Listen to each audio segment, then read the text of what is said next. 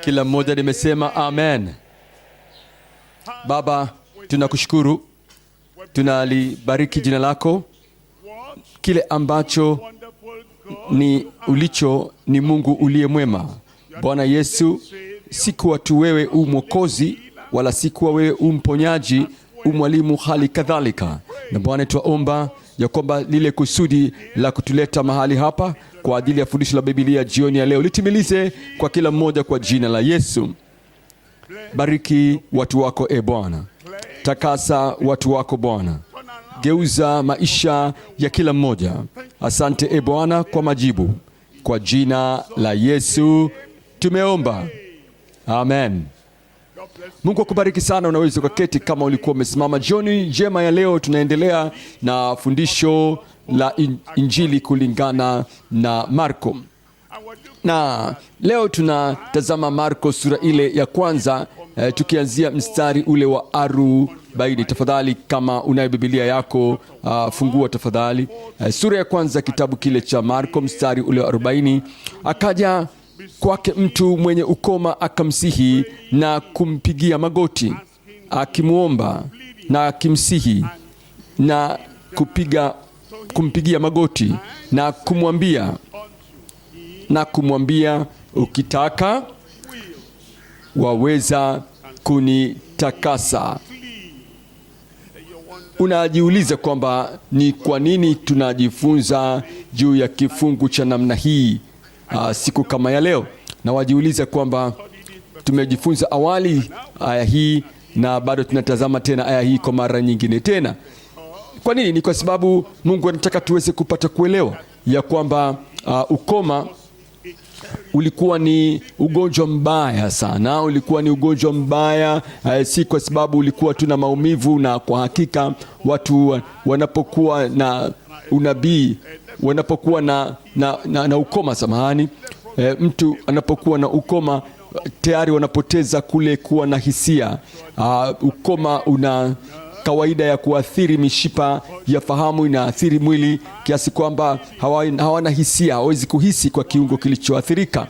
Kwa hivyo sasa, kwa nini tujifunze? Ni kwa sababu katika Biblia ukoma unaambukiza mpaka sasa, katika nyakati za Biblia mpaka sasa. Na kwa sababu ya maambukizi ya ukoma, walichokifanya ni kumwacha yule mtu mkoma kukaa nje ya mji, na atakuwa nje hadi pale ambapo wamepokea uponyaji wao au wametakasika, kabla hawajaweza kuruhusiwa kuja tena katika watu wa Mungu. Wanahesabika kuwa najisi. Ndicho ambacho walipaswa kuwa wanapaza sauti wanapotembea, ili kwamba watu waweze kuwa na aina ya kuwapatia njia na wasiweze kukutanika au kuchanganyika pamoja na watu wengine. Na unapokuwa najisi, unajua unakuwa uko nje ya lile kutaniko la wenye haki. Na ni muhimu sana kwako wewe kuweza kujua kwamba lazima utakaswe, lazima uokolewe, na maisha yako lazima yaweze kupanda upya kabla ya kuweza kujia na kuungana pamoja na wateule wa Mungu. Na si hivyo tu, kwa sababu ukoma unaambukiza. Watu ambao ni safi, kama watawaruhusu watu wenye ukoma, watu waliokuwa najisi kuweza kuwa pamoja nao, yule aliyekuwa safi atakuwa najisi, wao nao kadhalika watakamata ule ukoma, wataambukizwa. Watu wenye ukoma kamwe hawagusi wale walio safi na walio na afya ya watu ambao ni wa kawaida, lakini ni wale watu waliokuwa na afya yao njema ndio ambao wanaambukizwa ukoma, na ndio sababu kwamba wanaweza kutengwa. Na tunapotazama hili, na maana kwamba wenye dhambi wao hawaambukizwi utakatifu. Wenye dhambi hawaambukizwi maisha safi.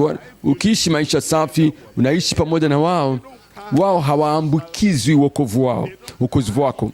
wao hawaambukizi ule utakatifu wako, lakini unapochanganyika na wenye dhambi, wewe ambaye ni mteule, wewe unaambukizwa uchafu wao. Na ndio maana tunajifunza haya, ili kwamba ile nguvu ya utakaso ya Bwana na ile nguvu ya uweza ya Bwana ikaweze kuwa juu yetu, nami sitaambukizwa kile ambacho wakoma wanacho. Sema amen. Sitagusa walicho nacho wakoma. Hutakamata, hutaambukizwa ukoma kwa jina la Yesu. Wewe hutaambukizwa ule unajisi kwa jina la Yesu. Na halafu kama tutakuja kufika mbinguni ya silani, yale makao ya wenye haki, yale makao ya watu ambao ni watakatifu, watu waliotakaswa, watu waliosafishwa milele na milele, lazima tuweze kuwa tumetakaswa na aina yoyote ile ya ukoma wa kiroho. Na ndio maana tunajifunza, hatujifunzi tu kuwa na maarifa ya kichwani. Tunataka kuweza kuguswa na Bwana yeye mwenyewe. Tunataka kuweza kutakasika na utakaso wa Bwana mwenyewe, ili kwamba tuweze kuwa katika kutaniko la wenye haki, na wewe kadhalika utakuwa katika kutaniko la wenye haki milele na milele kwa jina la Yesu.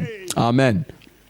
Na akaja mwenye ukoma, akaja kwake mtu mwenye ukoma, akamsihi na kumpigia magoti na kumwambia, ukitaka waweza kunitakasa, waweza kunitakasa. Tunatazama jioni ya leo katika fundisho hili nguvu ya utakaso ya Kristo Yesu. Yako mambo matatu kuna kutazama jioni ya leo. Jambo la kwanza, tunaenda kuangalia ule utakaso wa mara moja wa mkoma asiye na tiba. Jambo la pili ni utakaso usioepukika wa maisha yetu ya ndani. Jambo la tatu ni tamko lisilopuuzika la utii wake wa hakika.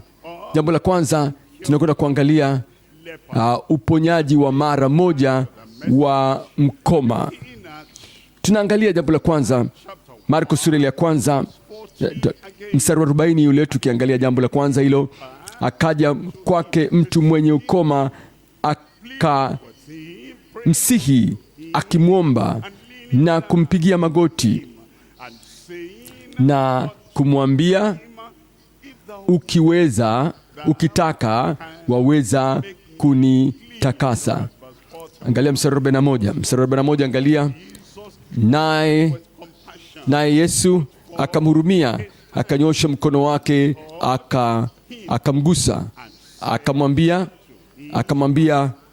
nataka takasika.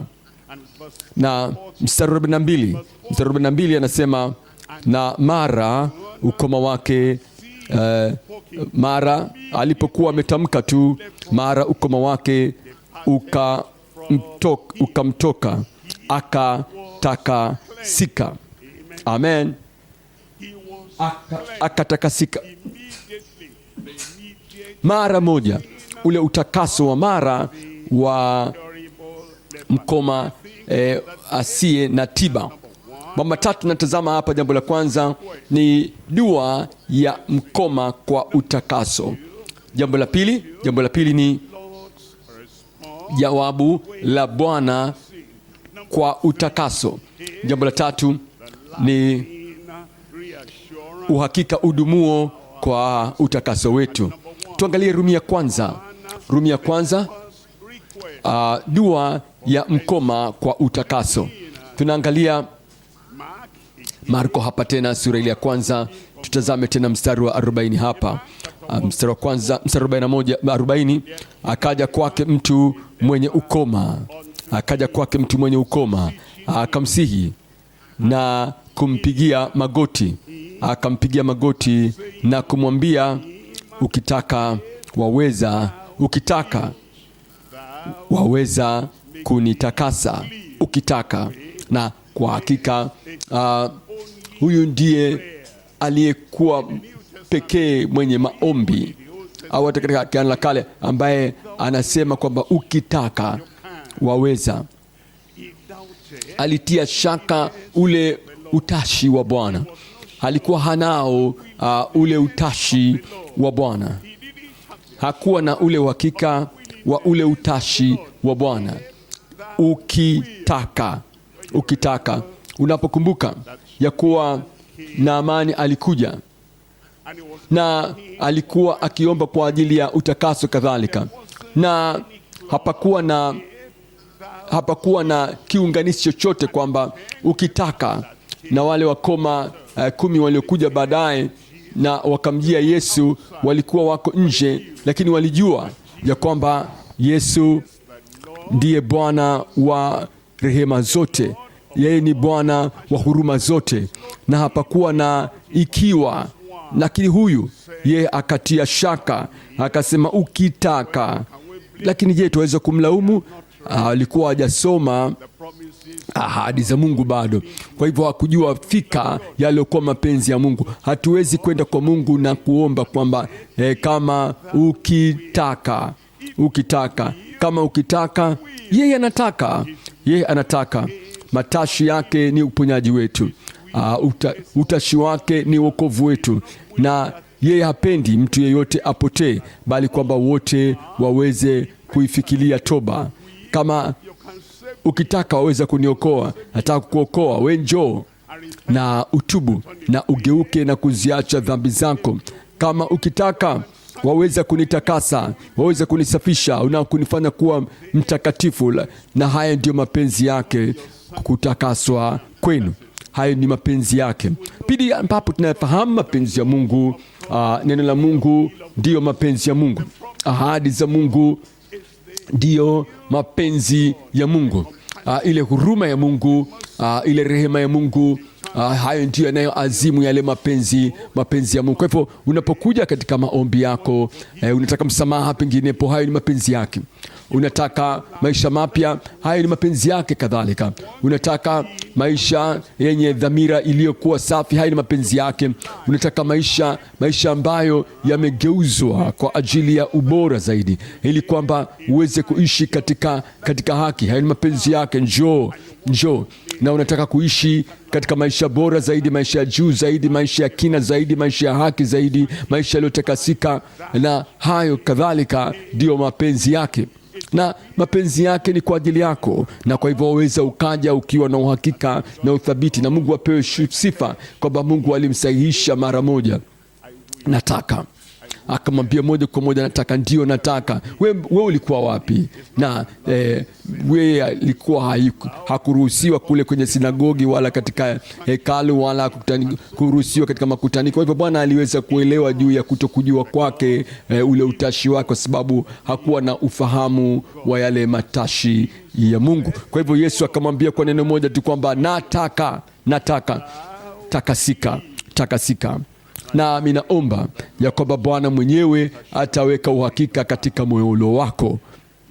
Wewe utaokolewa, atakuokoa na utakuwa kiumbe kipya katika Kristo Yesu. Yeye anataka kutakasa, na kwa hivyo atakutakasa kiasi kwamba utakuwa mpya kabisa. Anataka kwamba wewe uweze kufika mbinguni, na neema yake na damu yake Kristo itakutakasa vema na kusafisha na kukutakasa kwa ile neema ya Mungu, na mbingu utaifika. Tutazama katika kitabu cha Luka sura ya 17, Luka sura ya 17, pale tunasoma kutoka katika mstari wa 12. 17:12 anasema, hata na alipoingia katika kijiji kimoja, alikutana na watu 10 wenye ukoma, wakasimama mbali. Waliokuwa wamesimama mbali walisimama mbali. Kama nilivyokuambia hapo awali, hebu nikukumbushe ya kwamba wakoma walikuwa wapaswi kuja karibu na watu waliokuwa wenye siha njema. Kupaswa kuwafikia watu ambao walikuwa wao ni safi, watu waliokuwa wa kawaida. Kupaswa kuja karibu na watu ambao wanayo afya. Kwa nini? Kwa sababu tatizo lao, ule ukoma, ulikuwa wenye kuambukiza sana. Hawakupaswa kukaribia. Na kwa hakika kama wakijaribu kuja karibu, watu wanawakimbia. isipokuwa Kristo, ya kwamba wale wakoma walipomjia karibu naye, yeye hawezi kuambukizwa ukoma wao. Yeye ni mwana wa Mungu, yeye ndiye Kristo, yeye yusafi na ya mtakatifu kikamilifu, na kuna ile ngao ya kiroho isiyoonekana kati yake Kristo na ule ukoma wa dunia. Wakasimama mbali. Haya ndio walioyasema, mstari wa 13, wakapaza sauti wakisema, Yesu, Bwana mkubwa, uturehemu. Unakumbuka hawa walikuwa wakuuliza kwamba kama ukitaka. Wao wote walikuwa wameshasikia kile ambacho Kristo amekuwa akifanya kwa namna moja au nyingine. Walikuwa wamekwisha kusikia juu ya ile nguvu yake, walikuwa wameshasikia juu ya kusudi lake la kuja hapa duniani, na kwa hivyo wakaomba tu ile rehema ya Mungu. Japo lolote ambayo ni hali yako, unajiona ni mchafu, unajisi kwa ndani, unajiona umchafu kwa ndani, na unajihisi kwamba hu safi, hufai kwa ajili ya utukufu, unajihisi kwamba hufai kwa ajili ya ufalme, unakuja ukijua zile rehema za Mungu. Walijua rehema za Mungu, na kwa hivyo walitaka kusema, uturehemu. Angalia mstari wa 14. Hapa neno la Mungu linatuambia, alipowaona aliwaambia, enendeni mkajionyeshe kwa makuhani. Nendeni mkajionyeshe kwa makuhani. Ikawa walipokuwa wakienda,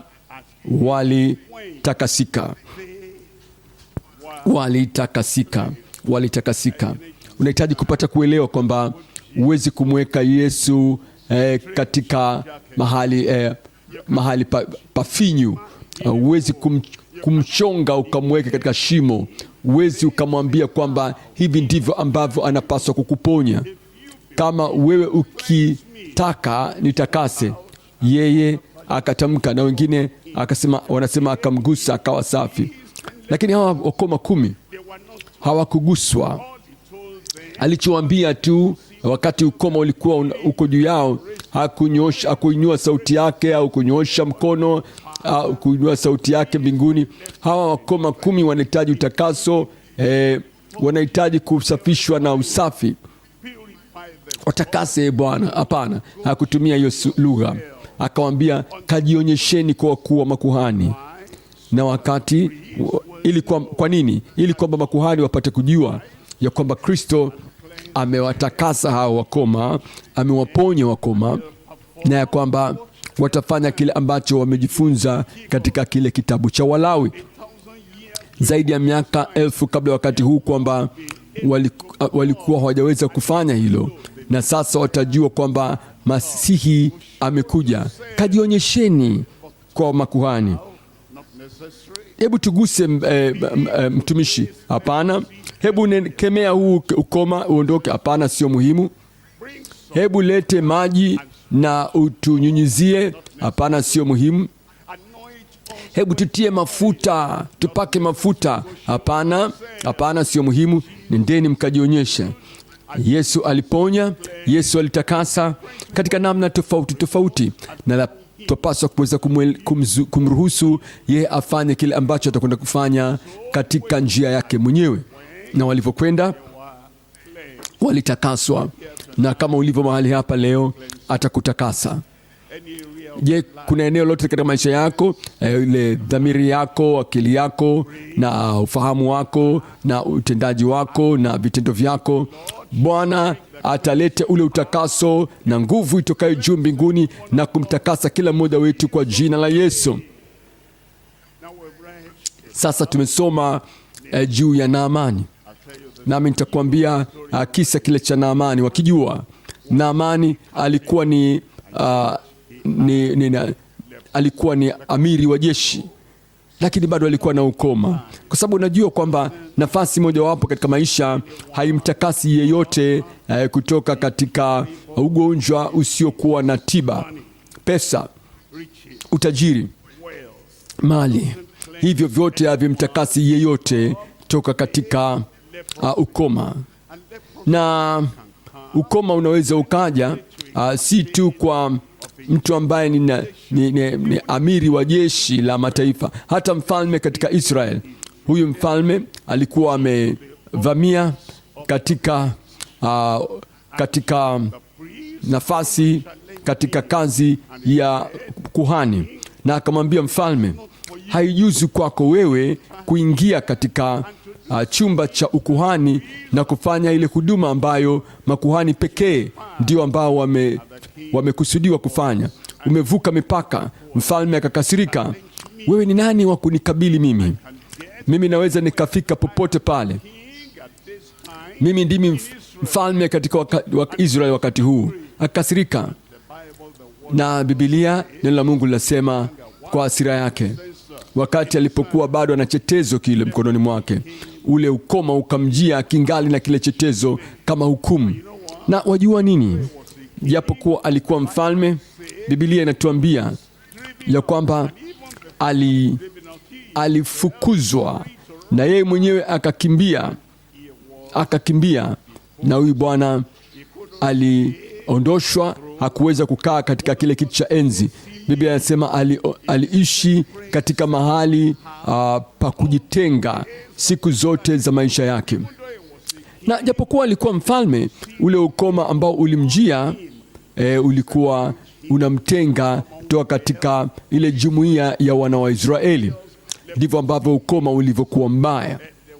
Na hakuna mwanamke aliyeandikwa katika Biblia, Agano la Kale, Agano Jipya, ambaye ana ukoma, lakini tunasoma juu ya Miriam na Haruni. Walikuwa ni wanafamilia pamoja na Musa, na Musa akapata kuwa kiongozi kwa uchaguzi wa Mungu. Na wote Miriam na Haruni walikuwa ni wakubwa kidogo kuliko Musa, na kwa hivyo wakaanza kusengenya, kuteta, wakateta kifamilia.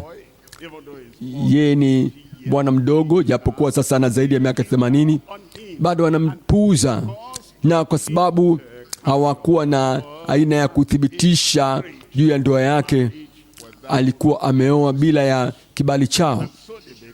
Kwa hiyo wakaanza kuzungumza, je, ni Musa peke yake ambaye Mungu anazungumza naye? Anazungumza na sisi pia mbona? Na Miriam alikuwa ni kiongozi juu ya wanawake katika Israel, na Haruni alikuwa ndiye kuhani mkuu juu ya nyumba zima ya Israeli. Na kuteta, kushutumu, kuhukumu. Unajua kuna watu ambao wanaona kwamba nafasi yao inawapa kibali kuteta.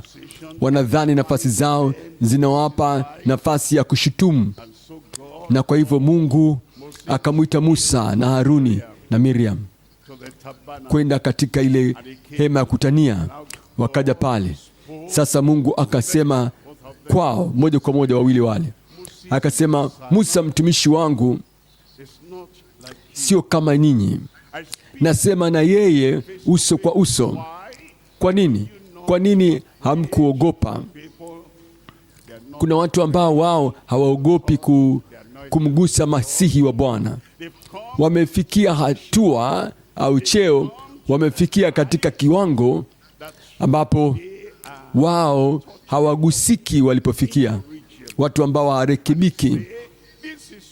Nasema hivi ndio tulivyo. Lakini Mungu akasema, Musa hakuweza kuzungumza, alikuwa ni mdogo kwao. Bado alikumbuka, mimi ndiye mdogo katika familia yetu. Lakini Mungu alisema, alizungumza, na Miriam akawa mkoma. Unajua jambo lile, japokuwa Miriam alikuwa ameheshimika sana kama mama wa heshima katika Israel, hata baada ya Musa kuwa ameomba, bado aliwekwa nje ya kambi. Na baada ya maombi ya Musa, Mungu akasema muache pale. Kama baba yake angelikuwa amemtemea mate usoni, je, asingeliona aibu? Na alikuwa kule nje kwa siku 7. jambo jema. Rehema ya Mungu ni kuwa lile wingu ile nguzo ya wingu na ile nguzo ya moto havikuondoka kutoka katika mahali pale siku zote 7. Kama ile nguzo ya wingu na nguzo ya moto ingelianza kutembea, wana wa Israeli wote wangeifuata ile nguzo na kumwacha Miriam nyuma, ingekuwa ameachwa nyuma. Naweza kukwambia kwamba Miriam wakati huo alikuwa ni zaidi ya miaka 95 wakati huo. Unajuaje hiyo mchungaji? Sababu alikuwa ni miaka 12 zaidi kuliko Musa. Na wakati huo ambapo Musa amekuja kwa Farao, hebu waache watu wangu waende, Musa tayari alikuwa miaka 80 na tayari wameshakuwa wametembea jangwani, wamesafiri. Kama wametembea miaka 3 tu jangwani kule, na ukiongeza 12 kwa 83, tayari alikuwa miaka 95, lakini bado akawekwa nje ya kambi. Hii ikikwambia kwamba ni hatari kiasi gani ule unajisi wa ukoma ulivyo. Kwa upande wa Naamani, wakati alikuja kwa mfalme, huyu alikuwa si mtu sahihi kumwendea mfalme. Huyu mfalme hakuelewa, huyu mtu mbona anatafuta vita? Huyu amemtuma mtu aje kwangu ili kwamba niweze kumtakasa ukoma. Mimi naweza wapi mambo haya? Kwani mie Mungu? Na Elisha akasikia, akasema mwacheni aje kwangu. Na halafu kwa watu wake wote aliokuwa nao wakaja, na Elisha kutoka pamoja na msafara wote wa yule bwana jemedari wa jeshi. Yeye hakutoka, akamtumia ujumbe, nenda ukajichovye katika jito ya Yordan mara 7 nawe utatakasika. Unajua kisa kile. Akakasirika huyu bwana, na Naamani akakasirika. Unakasirikia nini wakati wewe ndio unahitaji msaada? Wewe ndio unahitaji utakaso. Na watumwa wake wakaja kumsii, na hatimaye huyu bwana akaenda kujichovya katika jito ya Yordan mara ngapi? Hebu ongea sasa. Mara 7. Kulimtokea nini? Akawa safi. Utakuwa safi kwa jina la Yesu. Lakini hebu nikukumbushe, huyu mkoma katika Marko 1, Bwana alimgusa na akasema utakasike. Wale wakoma 10 katika Luka sura ya 17, Bwana hakuwagusa, nenda ukajionyeshe kwa makuhani. Wakaenda walipotakasika. Na Naamani ilikuwa aingie katika maji. Mbinu yoyote ambaye Mungu atatumia kukuponya wewe, njoo na utubu mbele za Bwana. Uniokoe kama ulivyomwokoa Sauli, na ushushe moto kutoka juu mbinguni. Hapana, anaokoa kwa namna nyingine. Na angalia alivyomwokoa Petro, alivyomwokoa Yakobo, alivyomwokoa Yohana. Hakuna nuru iliyokuja kutoka mbinguni kuwafunika macho na watu kuwatia upofu na kuangusha chini. Hapana, usingojee mfano wao. Wewe njoo na kuiamini Injili, na alafu kwa namna yake Mungu mwenyewe ye atakusamehe. Amen. Atakutakasa. Amen. Atageuza maisha yako kabisa kwa jina la Yesu. Tunahitaji utakaso katika utakatifu, na usingoje kwa ile namna ambavyo alimfanyia huyu, alimfanyia yule, atakwenda kusikiliza ushuhuda, lakini usitarajie kile ambacho wanakisema. Hebu mwache yeye mwenyewe afanye mapenzi yake atakavyo katika utakaso kwenye maisha yako, atakutendea. Rumi ya 2 kipengele cha kwanza bado ni mwitikio wa Bwana kwa utakaso. Mwitikio wa Bwana kwa utakaso. Rumi ya 2 kipengele cha kwanza bado katika Marko sura ya kwanza mstari wa 41. Marko 1:41. Yesu akamhurumia, ndio maana anatakasa. Huruma yake, huyu mtu alikuwa nje ya watu wa Mungu, na alichokifanya ni kukaa kule nje, na lolote ambalo lilipaswa kufanyika ndani ya mji kati ya wana wa Israeli hakuweza kushiriki katika hayo. Huyo mtu alihitaji huruma, kuishi peke yake. Mke wake hakuweza hata kukaa naye. Kwa nini? Kwa sababu ya ule ukoma uliokuwa juu yake. Yule mtu alihitaji kuhurumiwa, alimhurumia, akamhurumia. Alikuwa hana fungu, alikuwa hana ushirika katika kitu chochote kile ambacho watu wa Mungu walikuwa kikifanya, na Yesu Kristo alifahamu fika ule mkasa wake, na kwa sababu ya hilo alikuwa na huruma kwake, akaitikia kwa utakaso. Katika Luka sura ya 17, Bwana 17 alikuwa na rehema, alikuwa na huruma juu yao kwa sababu waliomba rehema, na Bwana akawarehemu, nao wakatakaswa. Je, walikuwa ndio watu peke yao waliotakaswa katika huduma ya Bwana wetu Yesu Kristo? La hasha. Yohana anatuambia kadhalika kwamba kuna mambo mengine mengi ambayo Yesu aliyafanya katika uwepo wa wanafunzi wake, mambo ambayo kama angeliandikwa nadhani hata dunia isingeliweza kusahamili vitabu vyote ambavyo vimeandikwa. Haya yalikuwa ni mifano tu. Angalia Mathayo 11 mstari wa 5. Mathayo 11 mstari ule wa 5. Vipofu wanapata kuona, vilema wanatembea, na wakoma wenye ukoma wanatakaswa. Viziwi wanasikia, wafu wanafufuliwa, na maskini wanahubiriwa habari njema. Wanahubiriwa habari njema. Aliwatakasa watu wengine, lakini haya yameandikwa ili kwamba sisi tuweze kuona ile huruma ya Bwana na kupata kujua ya kwamba ile huruma na mapenzi ya Mungu ya kutakasa ni kwa ajili yako, kwa ajili yangu na kwa ajili ya wote. Angalia Rumi ya 3 kipengele cha kwanza. Uhakika udumuo kwa utakaso wetu.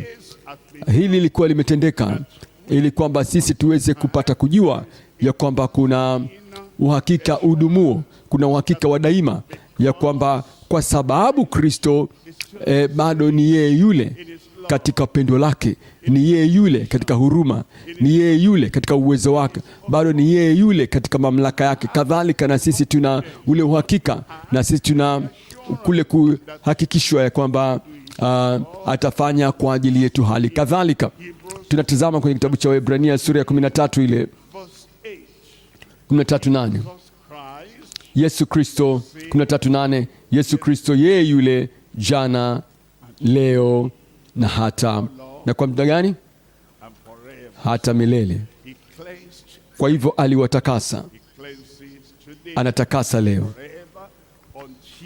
na milele, hadi ile nafsi ya mwisho hapa duniani itakayoishi duniani. Ule mlango bado uko wazi, bado ile chemchemi ya kuwatakasa wasio safi bado inatiririka. Yesu Kristo yeye yule jana, leo na hata milele. Katika Yakobo sura ya 1 mstari wa 17, Yakobo 1:17. Yakobo 1:17. Kila kutoa kuliko kwema, wokovu ukiwamo; kila kipawa chema, utakaso;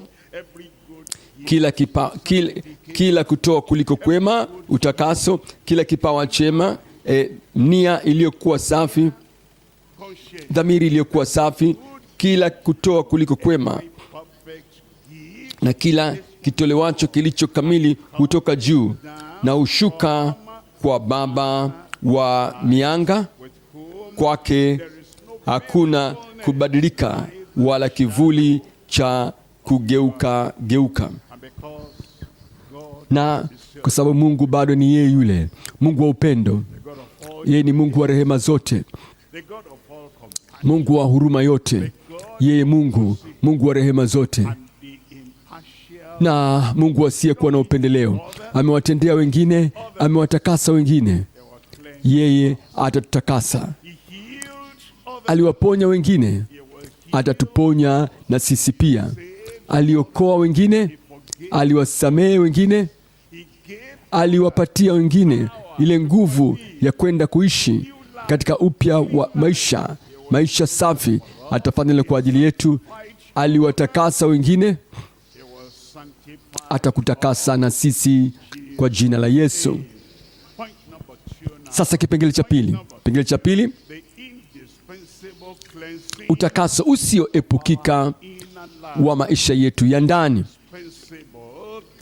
Utakaso usioepukika wa utu wetu wa ndani. Kimwili pengine tunaweza kuasiwa koma, na kwa hakika kama ukifikiri sana juu ya idadi ya watu katika nchi yetu na idadi ya watu katika bara letu, wakoma ni watu wachache sana kwa ulinganisho na idadi ya watu ambao wanaishi katika nchi yetu. Na kwa hivyo kama tunazungumza juu ya wale wakoma hasa ambao wana maambukizo hasa ya ukoma, hatupaswi kuzungumza na watu kama hivi, sababu kwa neema ya Mungu hakuna mkoma hapa. Hatunaye mkoma hapa, hatuna aliye na ukoma mkononi mwake au mguuni mwake. Na wewe utakuwa na aina ya ugonjwa huo kwa jina la Yesu. Amen. Afya njema, mwili safi, maisha yenye afya. Bwana akujalie kwa jina la Yesu. Lakini haya yameandikwa ili tuweze kujifunza. Haya yote juu ya wakoma, haya yote juu ya vipofu, haya yote juu ya viziwi yameandikwa kwa ajili ya kujifunza kwetu, ambao tumefikiliwa na misho ya wakati. Na ndio maana tunasoma kila kitu kwa ukoma, ili kwamba utu wetu wa ndani uweze kutakaswa. Kwa wale vipofu, wewe sio kipofu, na bado tunasoma juu ya Kristo anafungua macho ya vipofu. Lakini wapaswa kuelewa kwamba wale Mafarisayo walikuwa vipofu, hawakufahamu. Wale watu wa kidesturi wa Israel hawakujua, walikuwa vipofu, hawakujua kwamba ni vipofu wa ujumbe wa Injili, hawakujua kwamba ni vipofu wa ile fursa na nafasi ya kutakaswa, vipofu kwa ule ukweli wa maandiko. Na kwa sababu ya hilo ndio maana tunajifunza juu ya vipofu, ili kwamba tuweze kuona jinsi gani ambavyo yeye alifumbua macho ya vipofu. Na alafu kuyafungua maandiko, alipofungua maandiko aliwafunulia kwa kufungua maandiko yale yote yaliyoandikwa juu ya kwake yeye. Waliokufa aliwafufua, lakini sisi tu hai, sio wafu. Kwani tunajifunza juu ya kufufua wafu? Kwa sababu tulikuwa wafu katika makosa na dhambi zetu, na shuhuda zote ambazo zinatolewa juu ya wakoma, juu ya vipofu, juu ya watu waliokufa, hayo yote yameandikwa kwa ajili yetu kuweza kujifunza, ili kwamba tuweze kutoa katika ule ufu wa maisha yetu kwa jina la Yesu. Utakaso usioepukika wa utu wetu, maisha yetu ya ndani. Marko sura ya 7, Marko sura ya 7 mstari 21, 7:21, 7:21. Marko anasema kwa maana ndani ya mioyo ya watu hutoka mawazo mabaya, uasherati, mstari wa 22, wivi, uaji, uzinzi, tamaa mbaya, ukorofi, hila, ufisadi, kijicho, matukano, kiburi, upumbavu. Mstari 23, haya yote yaliyo maovu yatoka ndani, nayo yamtia mtu unajisi. Unakuwa unajisi kama haya yapo katika maisha yako, kama yako ndani ya mioyo yetu, kama yako katika utu wetu wa ndani, yapo katika nafsi zetu. Na ndio maana tunajifunza haya, ili kwamba sie kadhalika tuweze kuwa na ule utakaso usioweza kuepukika wa utu wetu wa ndani. Angalia Mathayo sura 23, Mathayo 23:28, 23:28. Anasema kadhalika ninyi nanyi kwa nje mnaonekana na watu kuwa wenye haki, hawaoni kana kwamba wanahitaji kuwa na utakaso kwa ukoma wao, bali ndani mmejaa unafiki na maasi. Mmejaa unafiki na maasi. Unafiki, ukoma, unafiki, uovu, ukoma, walikuwa wanahitaji utakaso wa ndani. Tunalohitaji na ule utakaso wa utu wetu wa ndani. Kipengele cha pili kina mambo matatu. Rumi ya kwanza ni dua kwa utakaso usioepukika. Jambo la pili ni utendaji wa utakaso wetu wa ndani. Jambo la tatu, Rumi ya 3, kuhifadhiwa kwa utakaso wetu wa ndani. Tuangalie Rumi ya kwanza kipengele cha pili, dua kwa utakaso usioepukika.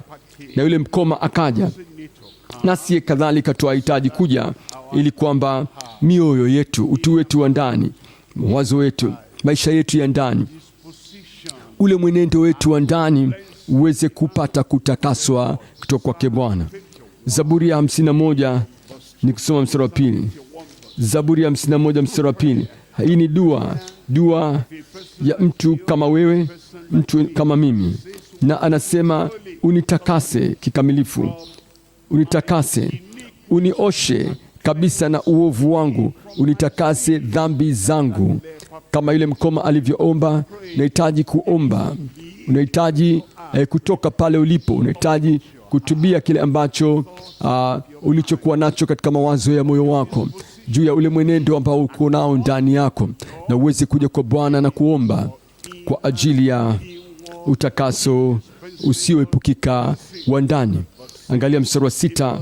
Mstari wa 6 anasema tazama, wapendezwa na kweli iliyo moyoni. Wapendezwa na kweli iliyo moyoni, ule ukweli ulioko moyoni, uadilifu ambao uko moyoni. Na alafu anasema nawe katika moyoni, nawe utanijulisha hekima kwa siri. Mstari wa 7 anasema unisafishe. Haya ni maombi kwa ajili ya utakaso usioepukika. Unisafishe kwa hisopo, nami nitakuwa safi. Unioshe, nami nitakuwa mweupe kuliko theluji. Angalia mstari wa 10. Mstari wa 10 anasema E Bwana, uniumbie moyo safi, uifanye upya roho iliyotulia ndani yangu. Hayo ndio maombi ambayo nahitaji kuomba, sababu tunaweza tukasoma juu ya haya yote na yale maarifa yanakuwa yapo kichwani tu, lakini ule utakaso, kule kusafishwa, kule kutakaswa, ule utakatifu bado haujaja moyoni. Kusikia tu kunatufanya tuweze kujua kwamba aweza kufanya, kama wale wakoma walivyojua kwamba aweza kufanya, lakini kujua kwamba aweza kufanya haitoshi. Hao wakaja ili kwamba aweze kufanya hasa katika maisha yao. Katika Zaburi ya 19, Zaburi ya 19 mstari wa 12, Zaburi ya 19 mstari wa 12, anasema nani awezaye kuyatambua makosa yake? Unitakase na mambo ya siri. Mambo ya siri. Unajua kuna makosa ambayo yanajificha ndani yetu, ya kwamba ni hata nayo ni siri kwetu sisi.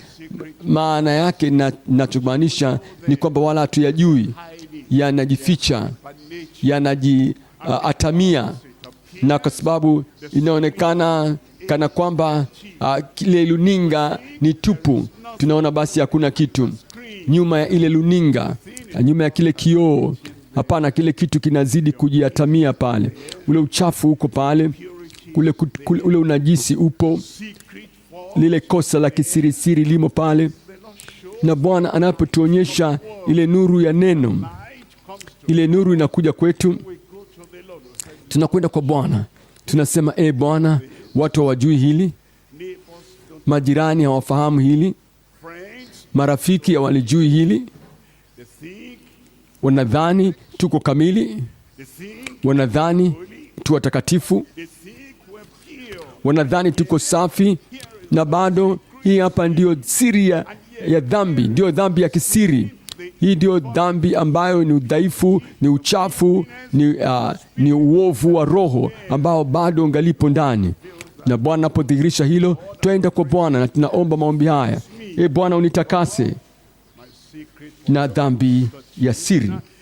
Angalia mstari wa 13, anasema umzuie mtumishi wako asitende mambo ya kiburi. Mambo ya kiburi. Huyu mtu alikuwa anasema kwamba kuna kitu ndani yake, kuna dhambi ya kujikinai. Tunainuka tu na kutoka. Njoo, unaenda wapi bwana? Yule mtu wala hawezi kusikia wito wetu, kwa sababu kuna kitu ambacho kinamsukuma, na anakwenda kufanya kitu ambacho ni najisi, si safi, kichafu, na kile kitu kinamsukuma hadi pale anafanya kitu kile, na ile hukumu sasa inakuja, na ndipo anapozinduka dhambi ya kujikinai. Ulijua kwamba hiyo si sawa. Ulijua kwamba rafiki hapaswi kujua hili. Ulijua kwamba waamini wenzako hawapaswi kulijua hili. Ulijua ya kwamba unakimbilia uovu, unakimbilia katika uzinzi, unakimbilia katika uasherati, unakimbilia hadi pale ambapo umeanguka, na jina lako liko limetolewa katika kitabu cha uzima, na wala hata hutajiangalia wewe mwenyewe. Na ndio maana mzaburi alikuwa anaomba hapa, alijua kwamba alihitaji juu ya dhambi za kujikinai zilivyo. Baada ya kumwona mwanamke yule akioga, na tayari ile tamaa ikaanza kumsukuma, akachukua wale watumishi wake. Ni watumishi wa ovu ambao hawakuweza kumwangalia bwana wao. Nenda kanipatie mwanamke yule. Walijua kwamba hilo sio sawa, lakini wakafanya hivyo, wakamleta yule mwanamke kwake, dhambi ya kujikinai, na akakutana mwanamke yule. Yule mwanamke akawa mjamzito, akamtuma Yoabu, hebu mwambie Uria aje upesi, nahitaji kuongea na Uria. Na Yoabu akamtuma Uria, akamtuma yule mume wake yule mwanamke, na hili ni jambo ambalo linamsukuma mtu. Na halafu Uria akaja, na Daudi alitaka kuficha ile dhambi ya siri. Na Daudi akasema, Bwana, hebu nenda nyumbani kwako, nenda kapumzike Bwana, ili kwamba hatimaye ule ujauzito utakapoonekana, wasije wakajue kwamba ni mtu mwingine zaidi ya mumewe, watadhani ni mume wake. Na yule mtu hakutaka kwenda nyumbani, mtumwa mwenye heshima, mtumwa mwenye bidii, mtumwa ambaye ni wa kujitoa. Na Daudi akasema, kwa nini uendi nyumbani bwana? Wewe umetoka vitani. Akasema, sanduku la Bwana liko huko katika uwanja wa vita, alafu mimi niende nikajipatie raha nyumbani? Sema hapana. Kwa hivyo Daudi akawaambia watumishi wake wamletee kinywaji kilevi kikali, na wakamfanya yule kuwa amelewa, mlevi, wakamnywesha. Hawa watumishi wote walikuwa wanamsaidia na kumtumikia Daudi ili kwamba kuficha. Je, hawakujua neno la Mungu? Na hatimaye, japo kuwa mtu yule alikuwa amekwisha kulewa, lakini bado hakuweza kurudi nyumbani kwenda kujifurahisha chochote, na mawazo yake yalikuwa kwenye uwanja wa vita, dhambi za kujikinai. Na Daudi alipojua kwamba hili jambo litakuja kutambulika kama huyu mtu atabaki hai, akaandika waraka kwa Yoabu, na akamwambia Yoabu katika waraka ule kwamba huyu mtu atakapofika kwako na akakupatia waraka huu, mweke katika mahali palipo na mapigano makali pa vita. Na unajua Uria mtu mwaminifu hakufungua ile barua.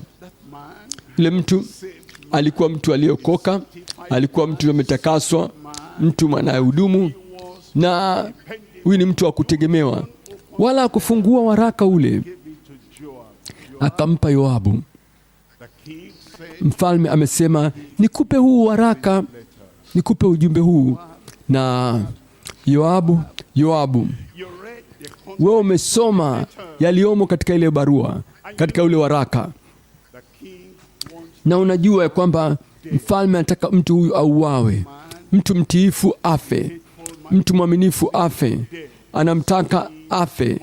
Lazima kuna jambo limetokea. Na Yoabu akiyajua haya yote, wote nao wakamsaidia Daudi ili kwamba afiche ile dhambi yake ya kujikinai, ile dhambi yake ya kujikinai ya siri, ule uchafu wake wa ndani ubaki. Unasaidiaje Daudi wako? Daudi wako anaweza akawa ni mwangalizi. Daudi wako anaweza akawa ni mwangalizi wa kimataifa. Daudi wako anaweza kuwa kiongozi aliye mwenye kustahika juu yako. Lakini kama ukiona kwamba hili litaendelea na ni dhambi ya kisirisiri na ni uchafu wa kisirisiri, na kiongozi wako ataka kutumia kwamba ufunike hilo halitamsaidia Daudi, hiyo haitamsaidia mtu yeyote, na hatimaye wakamuua Uria. Lakini Mungu ashukuriwe, Uria amekwenda mbinguni. Nasema Uria amekwenda mbinguni. Amen. Wajua, hilo ndilo jambo la mwisho ambalo tunalihitaji, kufika mbinguni. Lolote dhambi ya kisiri Daudi anajaribu kulificha, huyo ni yeye, lakini wewe utafika mbinguni. Lakini kamwe usiwe mbia wa watu ambao wanafukia dhambi, wanaficha uasherati, wanasukuma. Na Daudi wako, kiongozi wako, anakutumia ili kwenda kumpatia watu hao, kwa sababu tu ya lile anguko lao la ndani. Anasema, umlinde mtumishi wako, umzuie mtumishi wako asitende mambo ya kiburi, yasinitawale mimi. Ndipo nitakapokuwa kamili, nami nitakuwa safi, sina kosa lililo kubwa. Tunaangalia Wakorintho wa pili sura ya 7. Wakorintho wa pili sura ya 7 mstari wa kuanzia ule: basi tukiwa na ahadi hizi, wapendwa, na tujitakase nafsi zetu, na tujitakase nafsi zetu na uchafu wote wa mwili na roho. Uchafu wote wa mwili na roho umefichika ndani, na tunahitaji utakaso usioepukika wa uchafu wa roho, tukitimiza utakatifu katika kumcha Mungu. Angalia Rumi ya pili ni ule utendaji wa utakaso wetu wa ndani. Bwana atatenda. Amen. Kwako, kwangu, kwa kila mmoja wetu, kwa jina la Yesu. Hebu tazama Ezekiel 36. Ezekiel 36:25. 36:25. Nami nitawanyunyizia maji safi, nanyi mtakuwa safi. Nitawatakaseni na uchafu wenu wote na vinyago vyenu vyote nitawatakasa. Ndicho anachotaka kufanya. Anataka kutakasa kutoka kila aina ya vinyago vyetu. Agano la Kale sio? Je, sina kinyago? Sijui. Tamaa ni kinyago. Kupenda pesa ni kinyago. Aina yote ile ya uchafu wa mwili ambao unaukubali sana na unatamani sana, ile hisia chafu ulizokuwa nazo kutoka katika mguso wa mwili wa yule mdada, hicho ni kinyago chako. Ule uchafu ni ile shauku uliyokuwa nayo ya kugusa mwili wa mtu yule, hicho nacho ni kinyago chako. Ule uchafu uliokuwa nao kwa ndani, uchafu wa mwili, uchafu wa roho. Na Bwana anasema, mimi nitakutakasa na uchafu wote, na kutoka katika vinyago vyenu vyote nitawatakasa. Angalia mstari wa 26. Angalia mstari wa 26. Nami nitawapa ninyi moyo mpya, nami nitatia roho mpya ndani yenu, nami nitawapa nia mpya. Hiyo inaathiri ule mwelekeo wetu, tabia yetu ya ndani. Hiyo ina mguso katika shauku zetu za ndani. Hiyo ina mguso katika shauku zetu za ndani. Anasema roho mpya nami nitatia roho mpya ndani yenu, nami nitatoa moyo wa kijiwe uliomo ndani ya mwili wenu, nami nitawapa moyo wa nyama. Nasema amen. Mstari wa 27 anasema, nami nitatia roho yangu ndani yenu na kuwaendesha katika sheria zangu, nanyi mtazishika hukumu zangu na kuzitenda. Anatuambia katika Efeso 5:26 ili awatakase na kuwasafisha. Agano Jipya tunahitaji utakaso, tunahitaji usafi wa ndani, na Kristo alijitoa yeye mwenyewe ili kwamba yeye aweze kutakasa na kutusafisha kanisa kwa kuoshwa kwa maji, kwa neno. Na halafu mstari wa 27 anasema apate kujiletea kanisa tukufu, kujiletea kanisa tukufu na kila msharika mtukufu, lisilo na ila wala kunyanzi, wala lolote kama hayo, bali liwe takatifu lisilo na mawaa. Timotheo wa pili sura ya pili. Timotheo wa pili sura ya pili mstari wa 21. Basi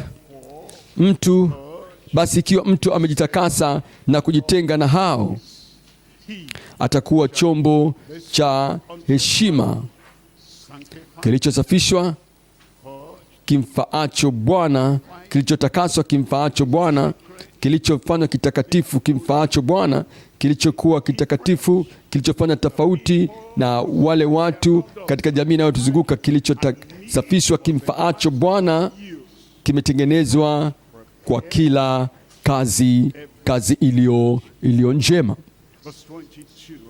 Mstari wa 22. Lakini zikimbie tamaa za ujanani.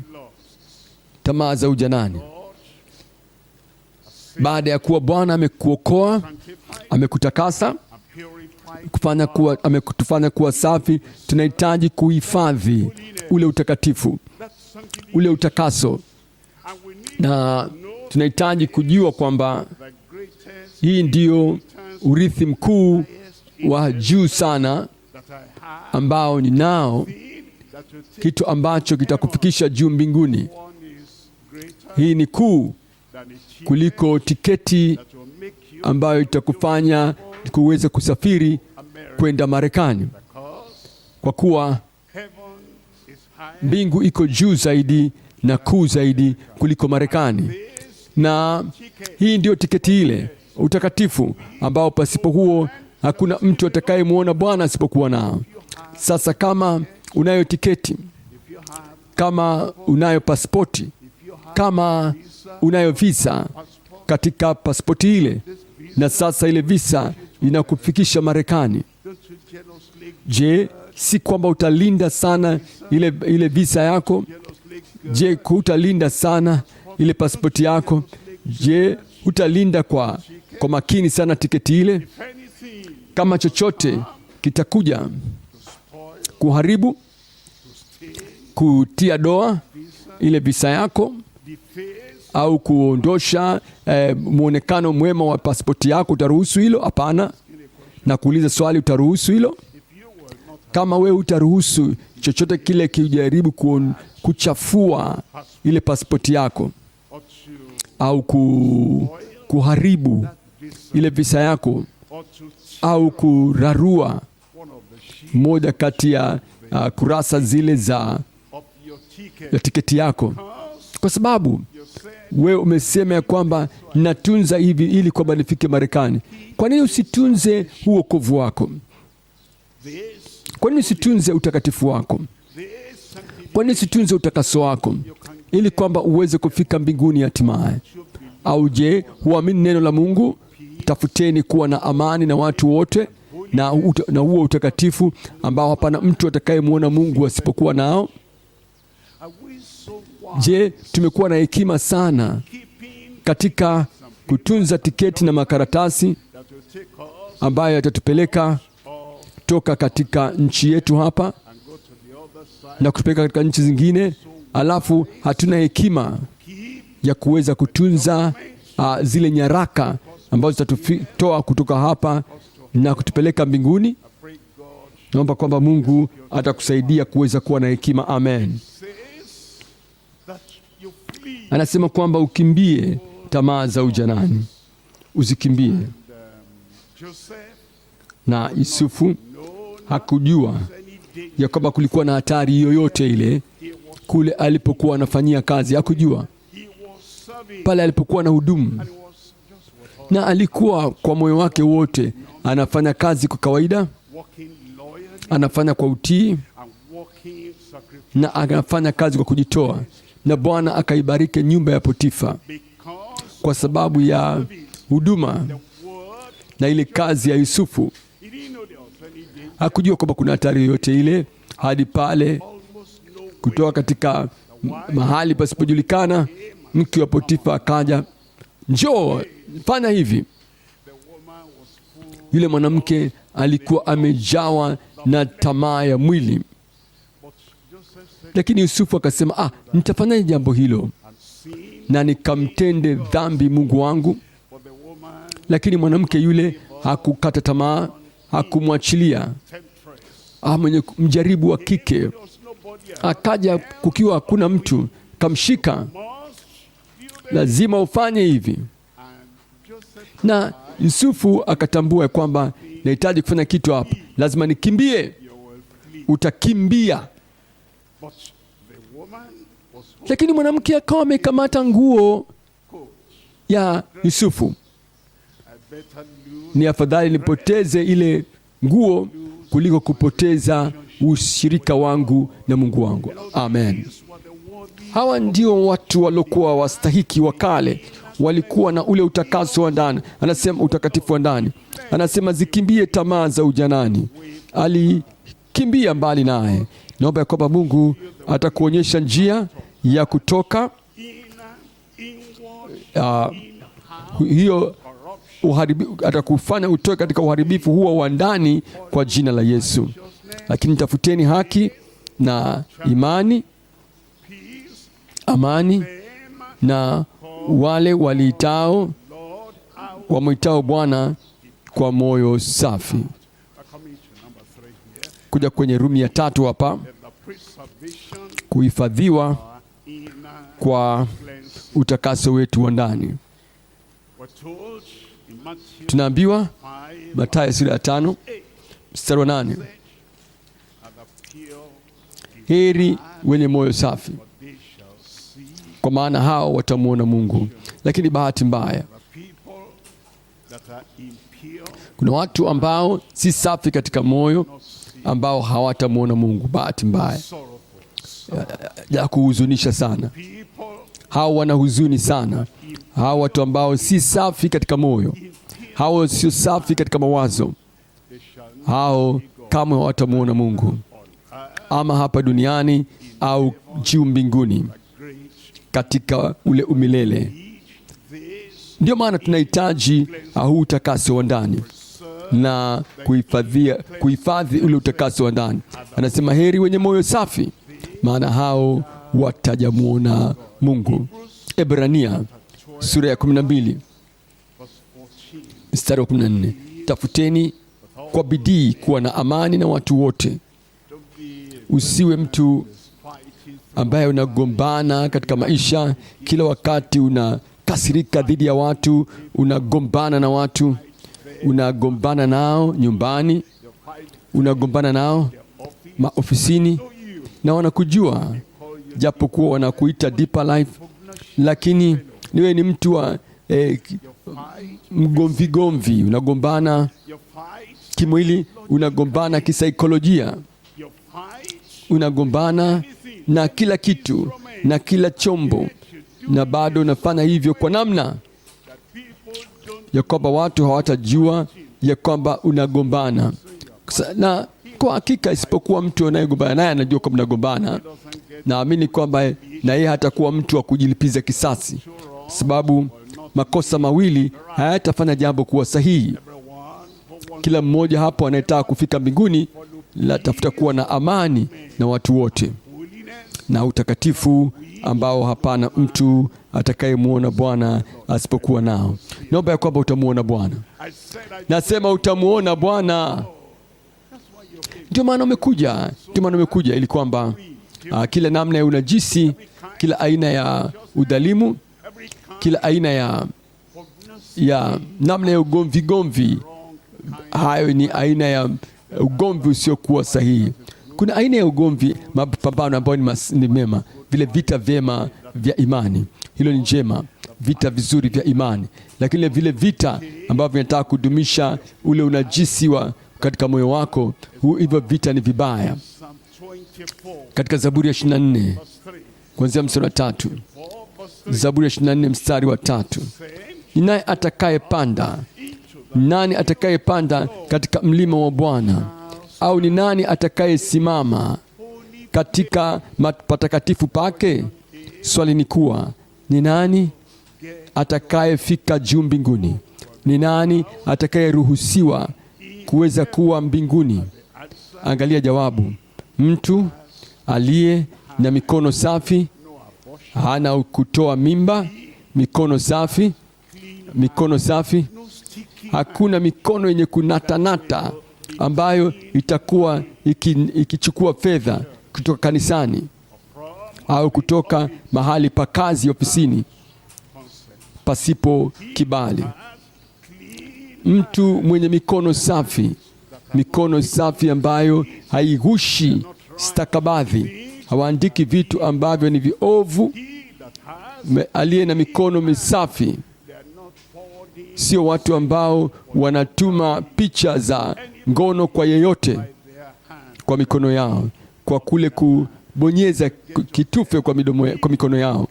Nani wa kufika mbinguni? Mtu aliye na mikono safi na moyo safi, asiyeinua nafsi yake kwa ubatili, wala hakuwapa kwa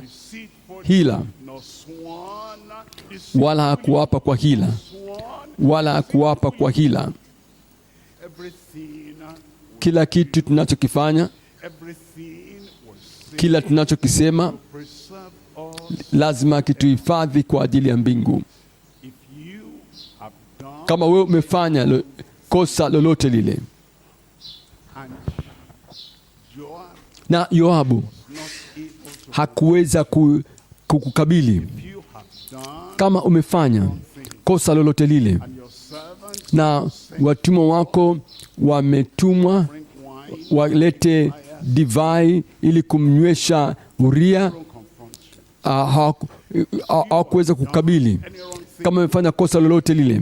Na hawa watu wa ndio Bwana katika maisha yako, fanya hivi, fanya vile, hebu mpatie Bathsheba, na hawajui jinsi ya kusema hapana, kwa sababu mawazo yao si kuwa watu wa mbinguni. Mawazo yao ni katika kukupendeza wewe, sio kumpendeza Bwana. Lakini mtu kama Nathani, yeye anaweza kuja, na anakuja uso kwa uso, anakukabili na anakuambia kile kisa kizima ambacho kitakupata, na alafu unatoa kauli.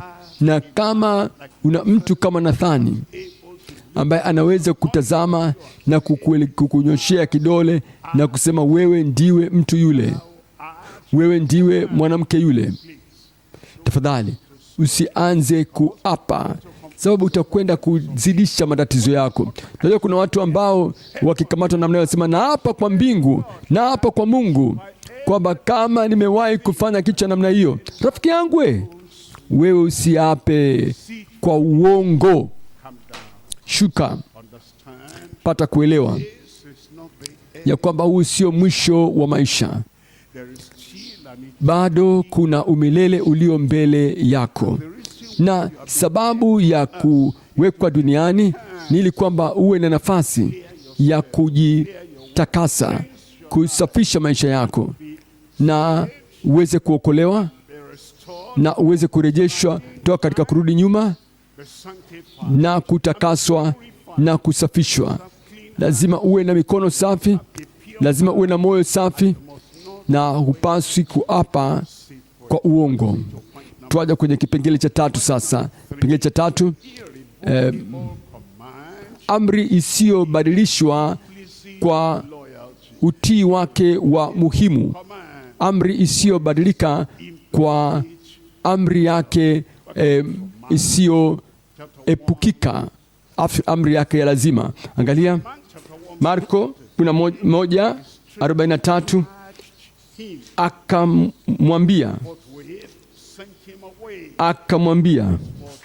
43, akamkataza kwa nguvu, akamwondoa mara, akamwambia, angalia, usimwambie mtu neno lolote, ila enenda zako ukajinyooshe kwa kuhani,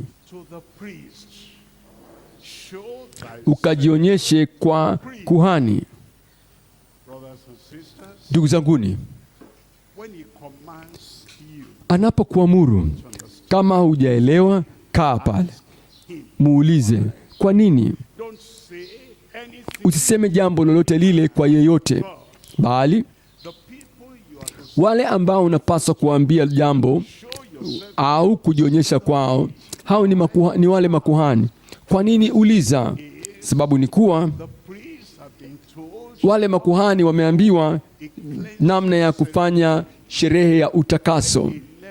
Wakati mkoma alipotakaswa, hilo lilikuwa wamepewa kutoka katika kitabu kile cha Walawi na Kumbukumbu la Torati, zaidi ya miaka 1000 kabla wakati huu, na hakuna aliyekuwa ambaye ameonekana ana ukoma na ukoma wake ukatakaswa. Na kwa hivyo walikuwa wamechukulia kikawaida tu kwamba wakati wa Masihi utakapofika, yeye ndiye peke yake atakayeweza kufanya hili. Na kwa hivyo Naamani ambaye alitakaswa hakuwa Mwisraeli, na hapakuwa na sherehe yoyote ile ya utakaso wa kuhani yeyote yule, kwa kuwa yeye hakuwa na mamlaka ya mkuu aliyekuwa juu yake. Na Miriam hakuwa na sababu ya kufanya hivyo, sababu hiyo ilikuwa ni kule nyikani, na ilikuwa ni aina ya hukumu ambayo inakuja juu yake. Na yule kuhani alikuwa anangojea atakapokuja atawatakasa wakoma, na alafu taweza kufanya ile sherehe kwa ajili ya utakaso wa koma. Na Yesu akamwambia mtu yule, unajua, hii ndiyo sifa ya kwamba huyu ndiye kuhani ambaye ili makuhani walikuwa wanangojea. Usiende kokote pale, nenda moja kwa moja kwa makuhani. Na hiyo ndio sababu Yesu akamwambia wale 10 wale wakoma, nenda ukajitakase, ukajionyeshe kwa makuhani. Sasa huyu mkoma hapa, Bwana akamwambia, akamwagiza, usimwambie mtu neno lolote, ila enenda ukajionyeshe kwa kuhani, ukatoe aliyoamuru Musa kwa kutakasika kwako.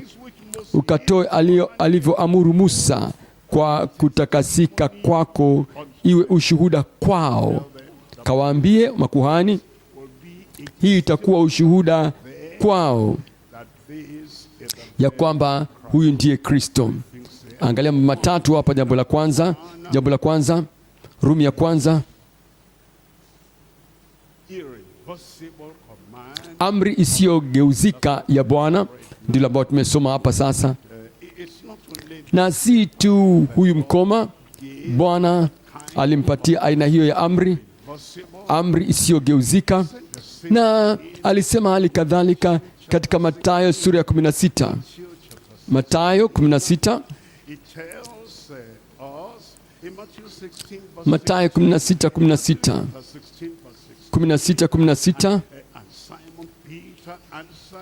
Simon Petro akajibu, Simoni Petro akajibu akasema, wewe ndiwe Kristo mwana wa Mungu aliye hai. Yesu akajibu akamwambia, heri wewe Simon Bayona, kwa kuwa mwili na damu havikukufunulia hili, bali Baba yangu aliye mbinguni. Sura 18, nami nakuambia wewe ndiwe Petro, na juu ya mwamba huu nitalijenga kanisa langu, wala milango ya kuzimu haitalishinda. Amen. Angalia mstari wa 19, anasema, nami nitakupa funguo za ufalme wa mbinguni, na lolote utakalolifunga duniani litafungwa mbinguni, na lolote utakalolifungua duniani litakuwa limefunguliwa mbinguni. Mstari wa 20, ndipo alipowakataza sana wanafunzi wake wasimwambie mtu yeyote ya kwamba yeye ndiye Kristo. Yeye ndiye Kristo. Akawaagiza kwamba wasimwambie mtu yeyote ya kwamba yeye ndiye Kristo. Kwa nini hatusikilizi amri za Bwana? Tunachukua tu yale mawazo ya kale, kila tunalolisikia, kila tunaloliona, tunakwenda kusema tu. Hapana, aliwaagiza wanafunzi wake kama alivyoagiza yule mkoma ambaye alitakaswa, usiseme lolote kwa mtu yeyote, bali enda kajionyeshe kwa makuhani. Mathayo 17, hapa ulikuwa ni wakati wa kubadilishwa kwake Bwana Yesu.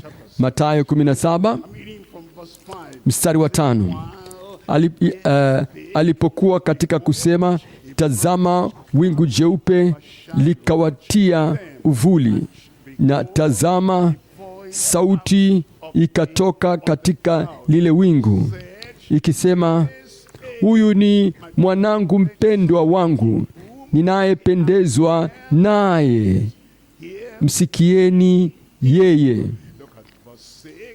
Angalia mstari wa 6, na wale wanafunzi waliposikia walianguka kifulifuli, wakaogopa sana.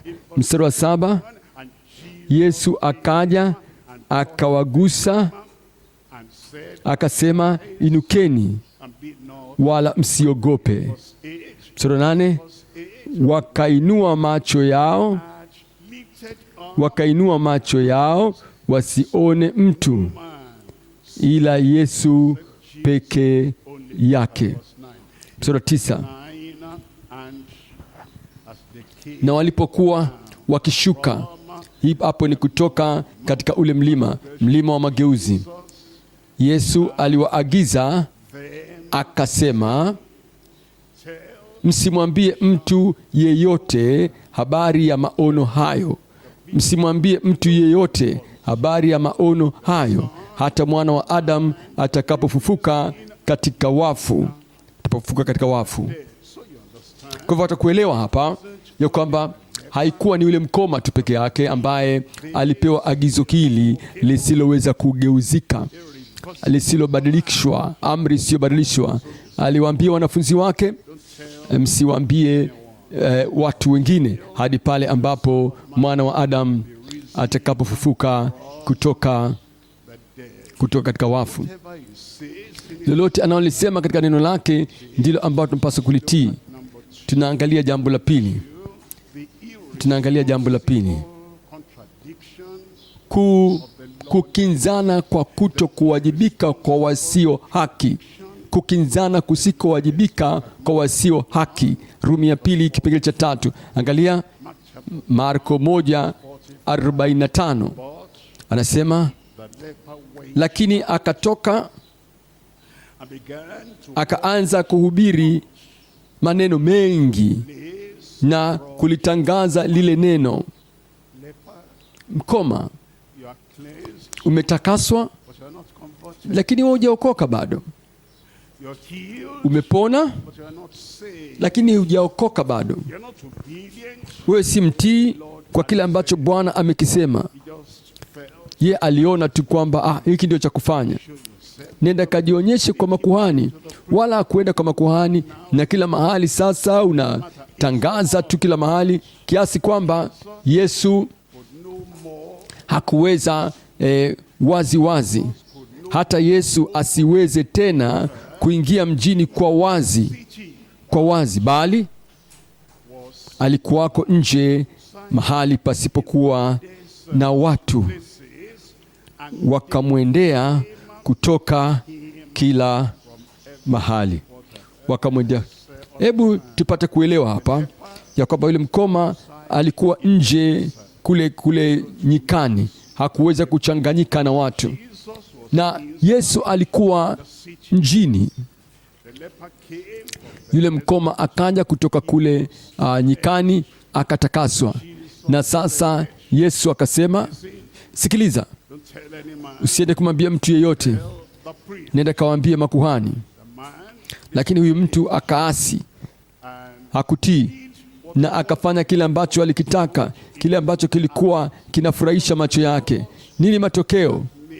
Hilo likafanya kwamba wale makutano walitaka kumpata, walitaka hiki, walitaka kile. Na sasa Yesu akaenda kule nyikani na yule mkoma akabaki mjini. Ni badilisho lilikuwaje? Kwamba yule wa nyikani alikuwa mjini, na Kristo sasa wa mjini akawa sasa imempasa aende kule nyikani kwa kitendo chake kisichokuwa cha hekima. Unajua kwa nini? Kuna kitu ambacho kinaonekana kiko sahihi kwa mtu. Je, kwa nini simwambie kila mtu? Kwa nini nisiende kwa nini niende kwa makuhani? Ndicho ambacho Yesu amesema.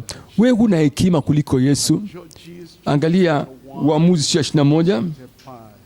Waamuzi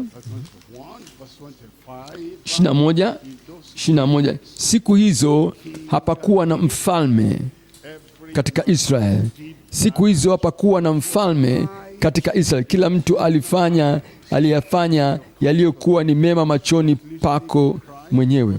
Unapokuja mahali umtii Kristo na unalisukumilia mbali neno la Kristo, unaweka kando neno la Kristo, na unachokifanya ni kile kilicho sahihi machoni pako. Na kama mkoma alivyofikiri kwamba hilo ndio jambo sahihi, hakuna mfalme atawalaye, hakuna mfalme anayemdhibiti, hakuwa na Kristo ndani yake katika enzi ya moyo wake kumdhibiti. Kilichokuwa kinamdhibiti ni ile tu kwamba hali ya asili, wazo ya kawaida kwamba hili ndio la kufanya. Na tunaambiwa katika Mithali sura ya 14 mstari wa 12, Mithali 14:12, kuna njia ionekanayo kuwa ni sahihi machoni pa mtu, lakini mwisho wa njia hizo ni njia za mauti. Hebu sikiliza amri za Bwana na ukatende kile ambacho Bwana amekuagiza. Wakati ujumbe wake unapokuja kwako, kuna jambo moja tu la kufanya, tii tu. Na Rumi ya 3 hapa tunatazama, tunaangalia kujitoa kwetu kwa haraka kwa ubwana wake. Kusiko na mgawanyiko, kujitoa kwetu na mgawanyiko kwa Bwana wetu. Wale wanafunzi wakasema, akamwambia yule mtu usiende sasa, ya kwamba huyu Yesu ndiye Kristo. Aliwaambia wanafunzi wake hadi aliwaambia wanafunzi wake hadi pale mwana wa Adam atakapofufuka kutoka katika wafu. Na baada ya kufufuka kutoka katika wafu akasema, sasa mna uhuru, sasa mnapaswa kumwambia kila mtu, nendeni ulimwenguni mwote mkaihubiri Injili kwa kila kiumbe. Amefufuka kutoka katika wafu, sasa ameondosha kila vizuizi. Na unajua aliwaambia nini mara ya kwanza? Anasema, msiende katika ile njia ya mataifa, bali enendeni tu mkawaambie wale Israel, wale kondoo wa nyumba ya Israel waliopotea. Nenda mkawahubirie hao habari za Injili ya ufalme wa Mungu, msiende kwa mataifa. Lakini baada ya kufufuka sasa akawaambia, sasa mnaweza kwenda kwa mataifa, enendeni ulimwenguni mwote na kuhubiri Injili kwa kila kiumbe. Pata kuelewa ya kwamba anakuamuru nini leo, anakutaka ufanye kitu gani leo. Na anasema sasa hili ndio la kufanya. Matendo ya Mitume 26 kuanzia mstari wa 16.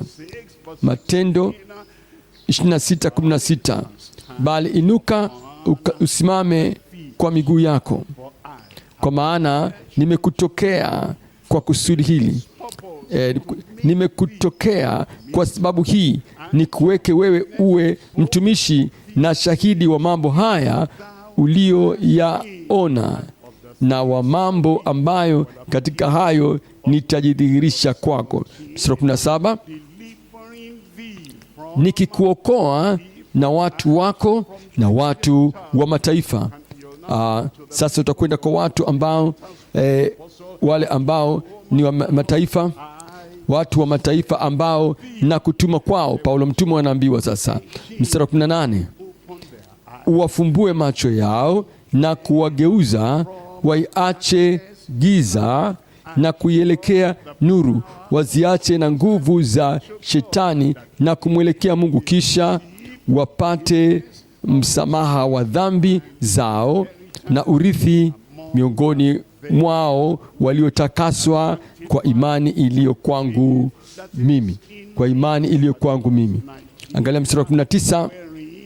Kwa hiyo Mfalme Agripa, siku ya asi yale maono ya mbinguni. Yule mkoma alikuwa muasi, hakutafsiri au kutumia ile amri ya Bwana Yesu Kristo kwake sawasawa.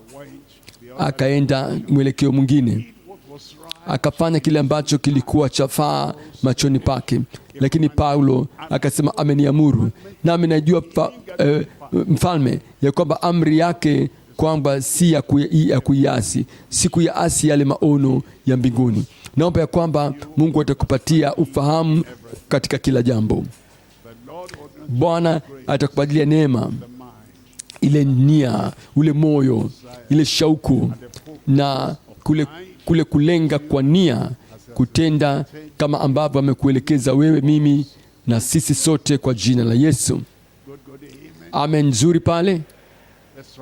Hebu tuinuke pale tulipo kuweza kuomba na kumwambia Bwana yote ambayo tumejifunza ya kwamba leo Kristo bado anatakasa. Yeye anatakasa kutoka katika ukoma. Anaponya magonjwa yasiyo na tiba. Anatakasa magonjwa yenye kuambukiza. Aweza kufanya katika maisha yako, lakini elewa, ule ukoma wa kimwili ni mdogo sana. Ni ule ukoma wa unajisi wa ndani ambao tunahitaji utakaso usioepukika kutoka kwao.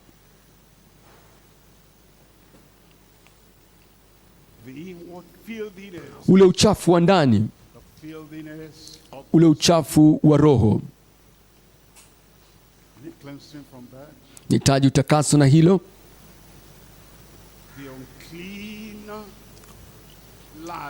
Maisha yasiyo safi ya ndani, unahitaji utakaso na hilo.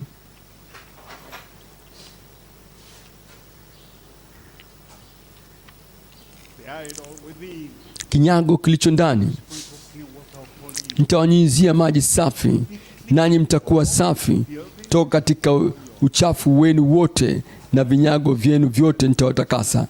Mwambie Bwana, mwambie Bwana. Yule mkoma akaja kwa Yesu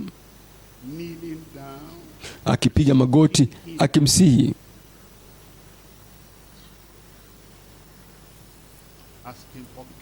akimwomba kwa ajili ya utakaso, kwa ule msingi wa ule utashi wa Bwana. Ataka kusamehe, ataka kuokoa. Kama tukiziungama dhambi zetu, yeye ni mwaminifu na wa haki na kutusamehe na kututakasa na kutakasa kutoka uchafu, udhalimu wote.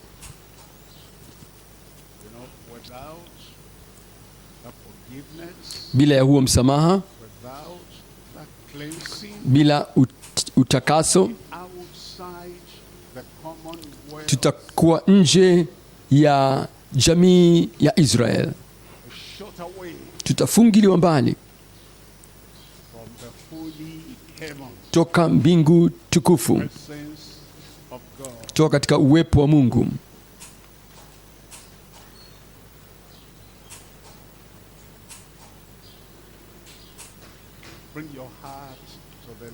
Lete moyo wako kwa Bwana.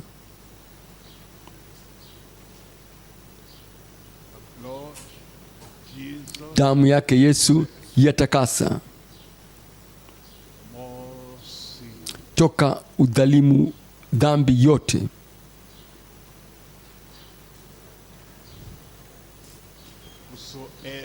Kila afichaye dhambi hatafanikiwa. Apaye kwa kuficha dhambi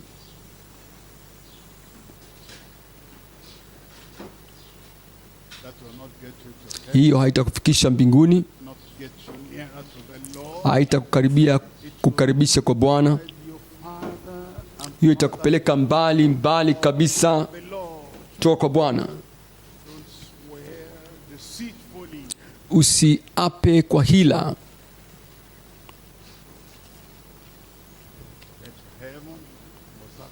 Kufika mbinguni mikono safi.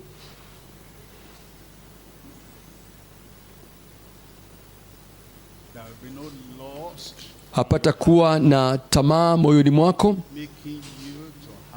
ya kukufanya uwe na mikono iliyojaa zinaa, mikono michafu. Hebu akusafishe.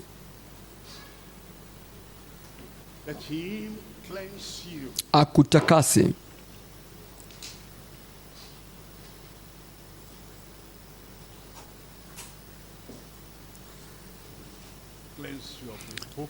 akutakase na unajisi na unafiki, akutakase na uchafu,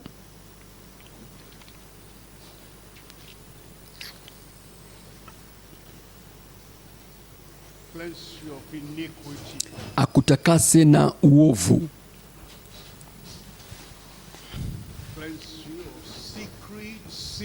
akutakase na dhambi za kisirisiri.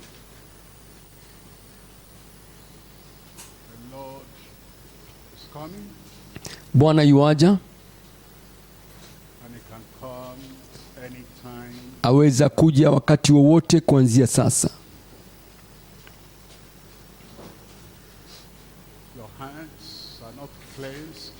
Kazi za mikono yako haikutakasika, moyo wako haukutakasika,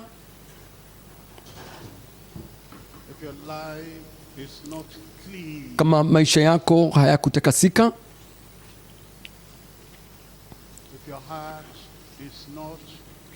kama moyo wako haukutakasika, kama mwenendo wako si mtakatifu,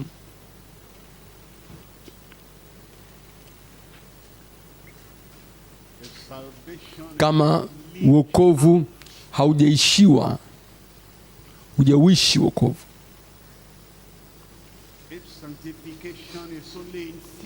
kama utakaso ni nadharia tu,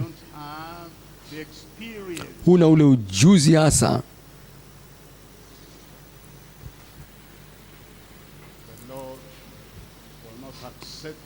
Bwana hata kukubali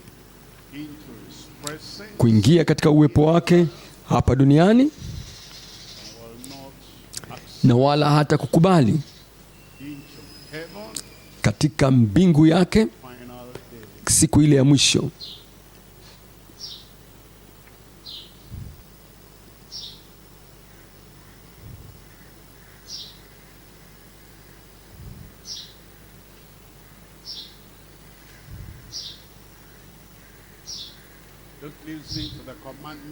Usikilize amri za wanadamu wake kwa ume, wao sio Yesu. Msikilize Kristo.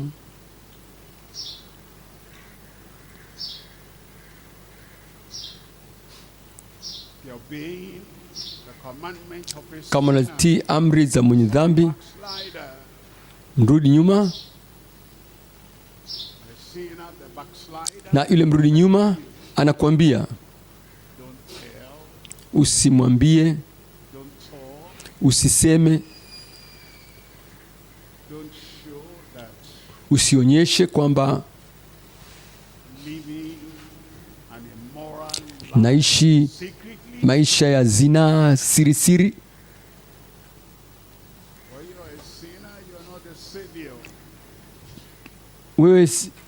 Wewe ni mwenye dhambi, wewe siye Mwokozi. Wewe ni mrudi nyuma, wewe siye Kristo. Hupaswi kuficha dhambi kwa wenye dhambi.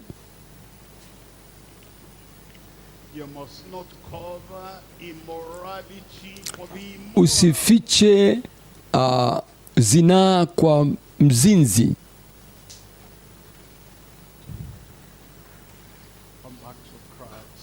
Rejea kwa Kristo.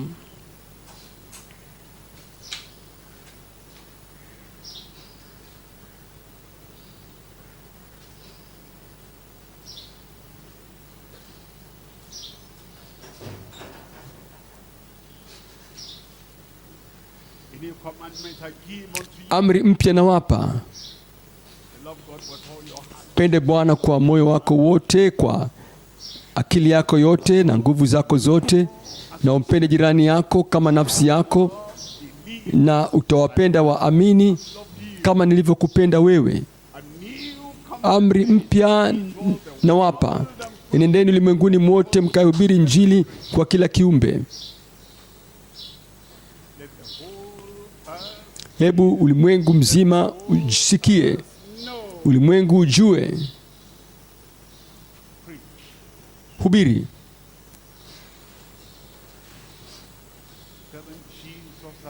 Waambie Yesu amekufa. Yesu anaokoa. Yesu anaponya. Waambie Yesu anatakasa. Waambie Yesu anabatiza katika Roho Mtakatifu.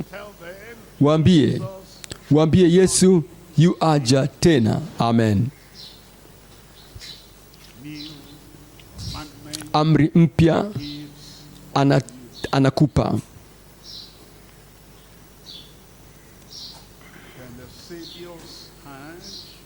Uko mikononi mwa Mwokozi, basi fanya kama akuamruvyo. Usiuahirishe ule ujumbe. Usiulize sababu kwa nini. Mwokozi anenapo, kuna jambo moja tu la kufanya. Tii tu. Tii tu.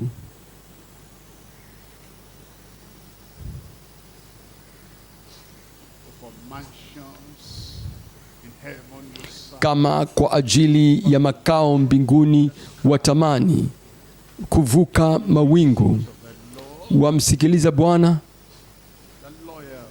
umtii ukiwa na utii usiogawanyika, na wajitoa kwake yeye Bwana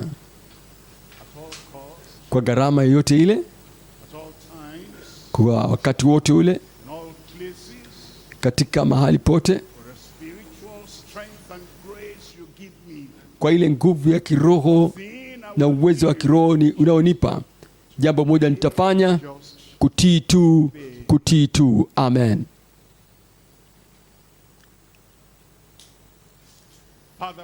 Baba, tunakushukuru kwa kile ambacho umetufunza. Tumejifunza na twaomba neema ya kutenda kama ambavyo umetufunza. Sisi tutamiliki, tutakuwa na Bwana, tutahifadhi neno lako, kulitii neno lako na kuliheshimu neno lako kila saa ya maisha yetu hata mwisho, kwa jina la Yesu. Bwana, hebu toa ile roho ya kutokukumbuka, na utupatie kila wakati, kila saa, kusimama kwa neno lako na kulitii neno lako kwa gharama yoyote, wakati wote, kwa jina la Yesu.